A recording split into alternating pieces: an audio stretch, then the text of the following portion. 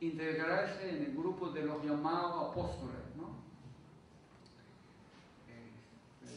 Quiere dar examen para hacerse pastor luterano, parte del clero el Vaticano luterano.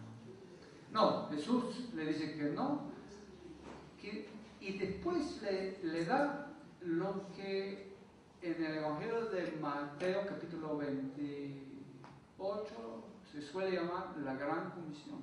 Este es el único que recibe de Jesús una comisión apostólica. Pero ¿a dónde lo manda? Para su casa. Lo dice claramente. Hay que irte a tu casa, a los tuyos, y contarle todo lo que el Señor ha hecho por ti. Versículo 19. Versículo 20. Se fue, proclamó. O sea, el verbo que se usa es el verbo común en la literatura cristiana para referirse al anuncio del Evangelio. De ahí viene kerigma, ¿no? Kerus. Se fue, anunció lo que Jesús había hecho por él, y todos se amarillaron, quiere decir creyeron. Ese es el lenguaje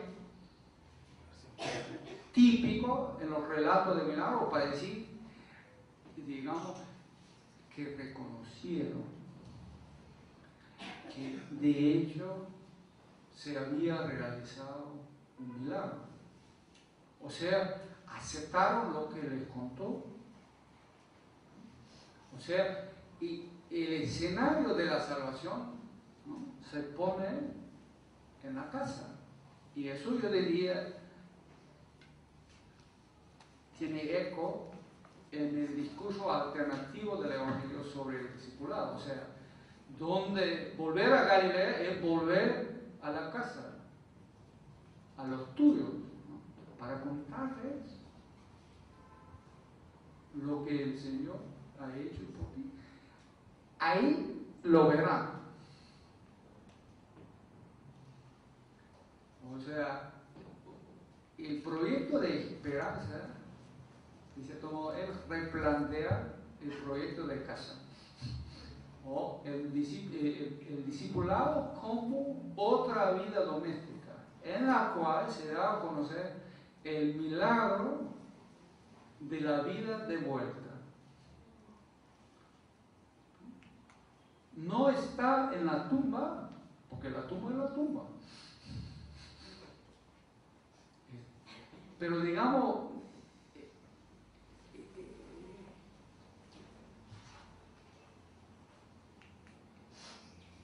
y de cierto modo lo interesante es, al evangelista ni le interesa ni lo ve por necesario aclarar cómo lo van a encontrar. Lo importante es volver, no quedar en Jerusalén, no intentar reconstruir todo lo derrumbado, sino que, claro, retoma muchos elementos del Antiguo Testamento, pero también, qué sé yo, no por razones exegéticas, ¿no? Porque el milagro no tiene que ver con lectura bíblica, tiene que ver con tocar hueso, ¿no?, entrar en las entrañas, quitarle los demonios, ¿no? Por eso me parece interesante que en la primera parte, ¿qué hace Jesús por excelencia? En Galilea se dice que enseñaba, hablaba, pero más este tema del milagro tan vergonzoso para la lectura bíblica moderna. Pero por lo menos en el Perú, ahí se vive la fe, ¿no?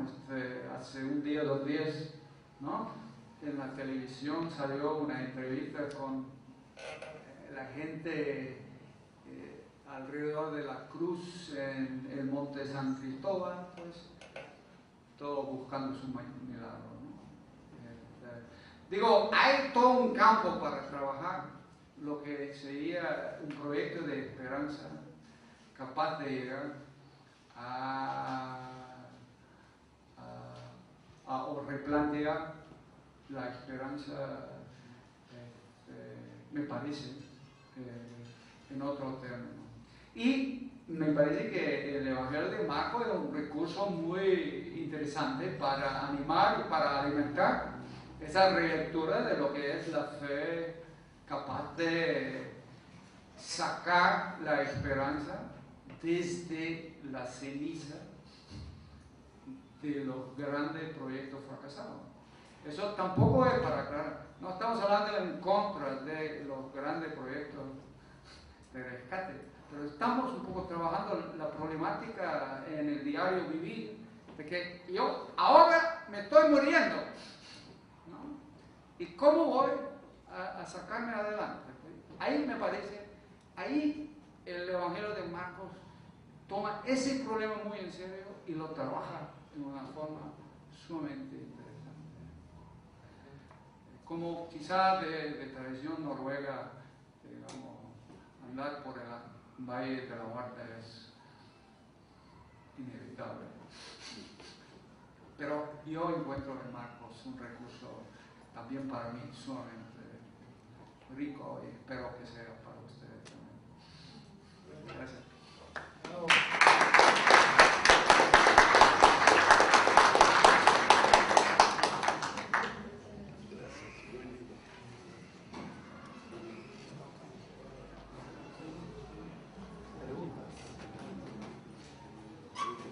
Pues quedo dispuesto para la corrección, para recibir los comentarios. Hoy todos hablaron demasiado.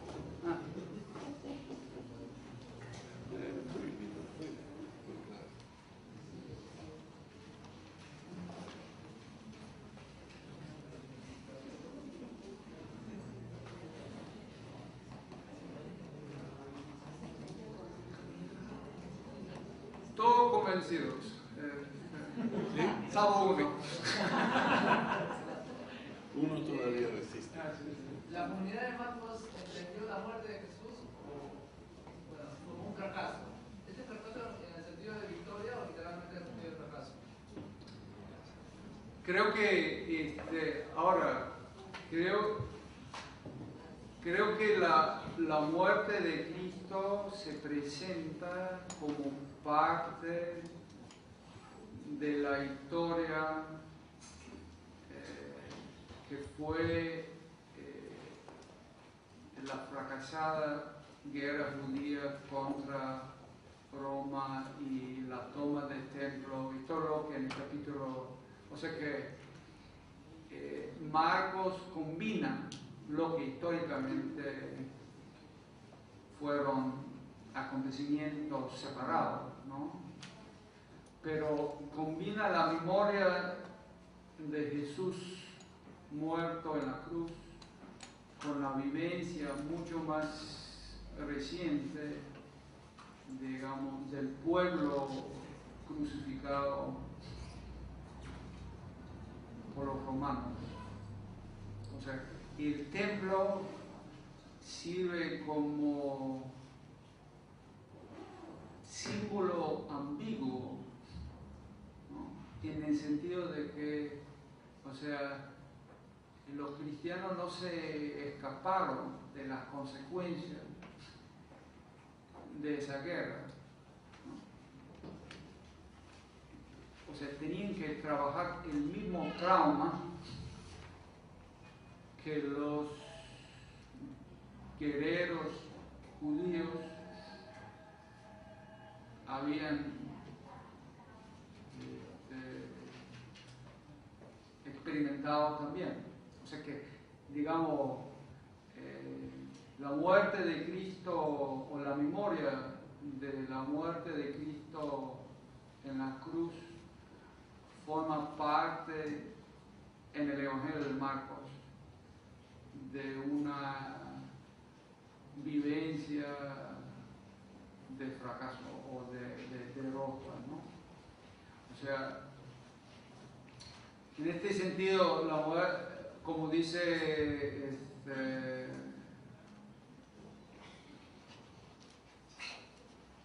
Sobrino, John Sobrino en su libro sobre el crucificado no es un evento aislado en el pasado, sino de alguna manera sirve para darle nombre a lo que viene pasando a lo largo de los siglos, ¿no? Incluso, ¿no?, en el año 70 en Jerusalén. O sea, y para la comunidad de Marcos, lo que pasaba en la sociedad no era cosa ajena a su experiencia como comunidad cristiana. Y por eso la muerte de Jesús se confunde con la historia de una institución a la cual Jesús en el mismo Evangelio se oponía.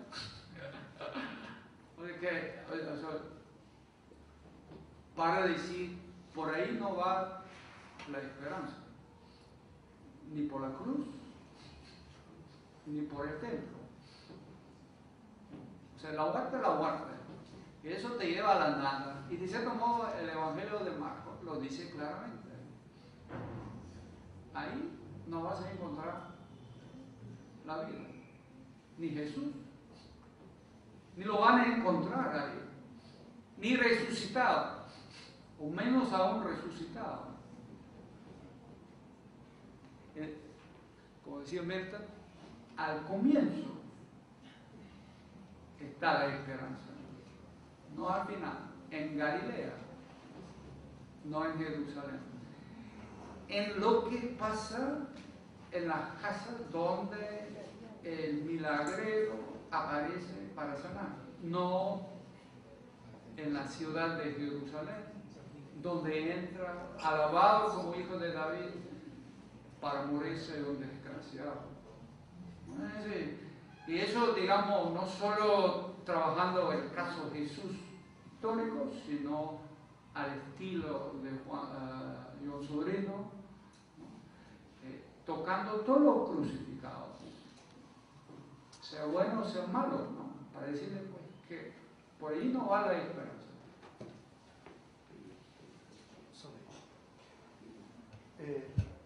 Me gustaría su opinión, ya que usted ha tocado a este endemoniado gadareno. ¿Qué piensan? Entonces, como este es un enfrentamiento, pienso también al imperio. ¿Qué piensa entonces de ese joven en la tumba de...? Porque no se dice que es un ángel, es un joven, dice. O sea, ahí tiene que haber algo más entonces. ¿Y qué relación tiene ese joven con el joven de Marcos del 15, de 1451, que en relación a los discípulos que han huido, él sigue a Jesús, no importándole si lo atrapan, si lo llevan a la cárcel? Claro, para mí sería un poco el tema del discipulado en Marcos.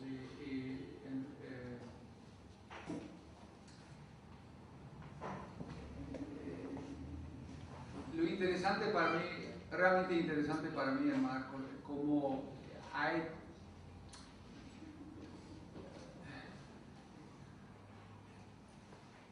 por decirlo así, muchos sujetos anónimos, casi, bueno, más de la mitad no tienen nombre, como este joven, ¿no?, que no forma parte del grupo de los 12. O sea, como si Marcos, el evangelista, quisiera decir, pues, ¿quiénes son los que realmente captan el proyecto de Jesús? Lo encarnan, saben seguir después. Ese joven sería uno de ellos, ¿no? Leví, el que cobraba impuestos, ¿no?, en el capítulo 2, no figura en Marcos entre los 12 apóstoles, como en Mateo. O sea que él, pero es un impuro con el cual Jesús almuerza. Y dice, por eso he venido. En endemoniado de Gerasa, la mujer con flujo de sangre, la mujer sirofenicia, ¿no?